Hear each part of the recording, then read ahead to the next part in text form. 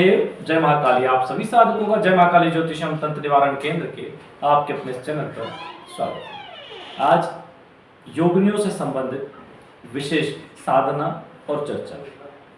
आज आपको बहुत से लोग होते हैं योगिनी साधनाओं में बहुत इंटरेस्ट लेते हैं, क्योंकि योगिनी साधनाओं में खतरा नहीं होता। हालांकि कुछ योगिनियां खतरनाक होती हैं। तंत्र शास्त्रों में अनेक योगिनियों का वर्णन है। अष्ट योगिनी, षोडश योगिनी और 64 योगिनियों का वर्णन है। कई जगह इनके मंदिर भी बने हुए हैं। योगिनियां मां महाकाली की सखियां हैं। कोई इन्हें महाविद्या का, योगिनी शक्ति यानी महाविद्या का अर्ध स्वरूप या दूसरे दर्जे की साधना माना जाता है, लेकिन वैसे ये सत्य नहीं है। यह अपने आप में अद्भुत है। चूंकि ये माता की सखियां हैं तो एक तरह से माता की ही शक्ति है, और हर योगिनी अपने आप में एक विशेष शक्ति को समाहित किए हुए है। जैसे अष्ट सिद्धियां हैं, अणिमा, लघिमा आदि, अलग अलग उनकी क्षमताएं हैं, कार्य करने की अलग अलग उनके गुण हैं। वैसे ही 64 योगिनियां भी अपने आप में अलग अलग शक्तियों को समाहित किए हुए हैं। इन्हीं में से आज आपको योगिनी सिद्धि की एक छोटी सी लेकिन बहुत महत्वपूर्ण प्रोसेस बताएंगे। आप आसानी से कर पाएंगे इसको, और ये इतनी सहज है, इतनी सरल है कि आप इस साधना के माध्यम से शारीरिक, मानसिक और आर्थिक खूब लाभ उठाएंगे और अद्भुत लाभ जीवन में देखने को मिलेंगे। कोई ऐसे कार्य जिनकी वजह से ना होने से आप बहुत परेशान थे वो होंगे। कोई ऐसी वस्तु आदि की प्राप्ति जो नहीं मिल रही थी लेकिन साधना के बाद तुरंत प्राप्त होती है। अनेकों चमत्कार है। जैसे चैनल पर हमने जो कुंडली विश्लेषण जिनका किया है, उन लोगों को जो भी आती है भद्रिका योगिनी साधना, उल्का योगिनी साधना, संकटा योगिनी साधना, तो हम बोलते हैं कि योगिनी साधना कर लो। तो हमने इन योगिनी या अष्ट योगिनियों में आती हैं, तो हमने ये योगिनियाँ साधना भी चैनल पर दे रखी है सदगुरुदेव की शुरुआत से। तो उन योगिनी साधनाओं को जिन्होंने अद्भुत लाभ उठाए, क्योंकि तुरंत लाभ देने वाली है। ये लंबे समय वाली साधना ही नहीं है, तुरंत लाभ दे देती है। तो ऐसे ही आज जिस साधना को लेके आए हैं वो आपको लाभान्वित करेगी, शारीरिक, मानसिक, आर्थिक किसी भी रूप में। इस साधना को कैसे करना है, कब करना है, इस विषय पे आपको सारी जानकारी देते हैं। उससे पहले जो लोग संपर्क करने के इच्छुक रहते हैं वे लोग दिन में 11 बजे से 4 बजे के बीच ही कॉल करें। दिन में 11 बजे से 4 बजे के बीच कॉल करें। जिन्हें अपना कुंडली विश्लेषण आदि करवाना है वे अपना नाम, जन्म तारीख, जन्म का समय और जन्म स्थान व्हाट्सएप कर दे। कुंडली विश्लेषण शुल्क 501 रुपये है, वह डालकर नीचे दिए गए नंबर पे उसका स्क्रीनशॉट भी सबमिट कर दें। तो 2 से 3 दिन के अंदर आपको कुंडली मिलेगी। जिन लोगों को ऑरा स्कैनिंग करवानी है, जिनकी डिटेल है या जिनकी डिटेल नहीं भी है, जन्म तारीख आदि का पता नहीं है, वे लोग ऑरा स्कैनिंग करवा लें। उसके लिए अपनी फोटो भेजें, सर से पैर तक की पूरी फोटो। एक दीवार के पास खड़े होकर फोटो खिंचवा लें। उसमें अंगूठी, तावीज, जूते, चप्पल ना पहने, वो फोटो खींच के भेज दें। तो उस फोटो के माध्यम से आपका ऑरा स्कैनिंग हो जाएगा। और सीधे हाथ की हथेली की फोटो भेजें तो हस्तरेखा का विश्लेषण भी हो जाएगा और दोनों को मैच कर लिया जाएगा।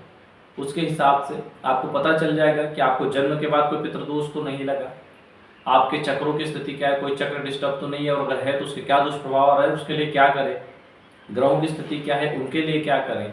तो अनेकों अनेक चीज़ें आपको पता चल जाएगी जो भी कुंडली में दिक्कत करने वाली है। कोई तंत्र बाधा आदि होगी तो पता चल जाएगी और उसका आप निवारण कर पाएंगे, क्योंकि उसके साथ उसके निवारण भी दे दिए जाते हैं। जो लोग कोई नया काम शुरू कर रहे हैं या फिर ज़्यादा पूजा पाठ नहीं कर सकते तो नवग्रह अनुष्ठान करवाना चाहते हैं, मंत्र जप या हवन यज्ञ इत्यादि करवाना चाहते हैं, वो करवा सकते हैं। शत्रु बाधा निवारण के लिए कोई हवन इत्यादि करवाना चाहते हैं, वो करवा सकते हैं। तो ऐसे किसी भी काम के लिए आप हमारे संस्थान से संपर्क कर सकते हैं। चलिए आ जाते हैं साधना पर, विषय वस्तु पर।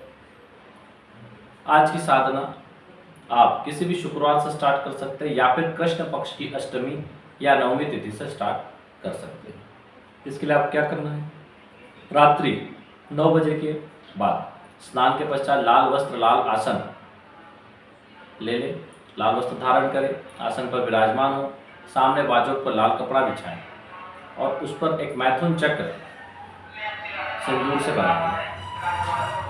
मैथुन चक्र हम स्क्रीन पे दे रहे हैं किस प्रकार से बनाना है। उसको बनाने के बाद स्वर्णाकर्षण गोलोक उसके बीच में स्थापित करें। अगर ना हो तो एक पूजा की सुपारी को सिंदूर से अच्छे से रंग के उसके बीचों बीच स्थापित कर दें। इसमें जब आप उसको सिंदूर से बनाएं तो ऊपर पूरे चावलों से कवर कर दे उसको, मैथुन चक्र को, और बीच में स्वर्णाकर्षण गोलोक या फिर सुपारी जो सिंदूर से लगी हुई है वो रखें। एक घी का दीपक प्रज्वलित कर दें, अखंड चलना चाहिए ये 9 दिन तक, और इनका पूजन करें। कुमकुम, चावल, अक्षत, केसर आदि से पूजन के पश्चात गुड़ का भोग लगाएं।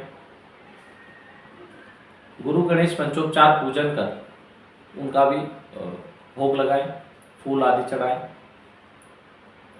ये करने के बाद हाथ में जल लेके संकल्प ले कि अमुक कार्य की सिद्धि के लिए या अमुक सिद्धि या शक्ति प्राप्ति के लिए मैं साधना कर रहा हूँ, योगिनी शक्ति आज्ञा और आशीर्वाद प्रदान करे, सदगुरुदेव सहित गणेश जी आज्ञा और आशीर्वाद प्रदान करे, ऐसा बोल के जल छोड़ दें। उसके बाद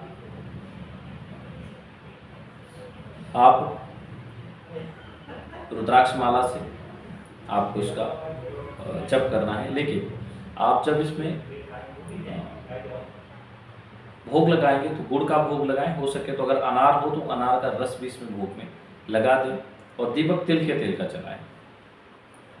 अब रुद्राक्ष माला लेकर ओम रम रुद्राय सिद्धेश्वराय नमः, यह मंत्र स्क्रीन पर दिया हुआ है। इस मंत्र की एक माला जप कर लें। जब पूरा हो जाए तो थोड़े से अक्षत उसमें कुमकुम मिला लें और हम कुछ मंत्र दे रहे हैं, उन मंत्रों को बोलते हुए जो आपने गोलोक स्थापित किया या सुपारी स्थापित की उस पर थोड़ा थोड़ा डालते जाएं।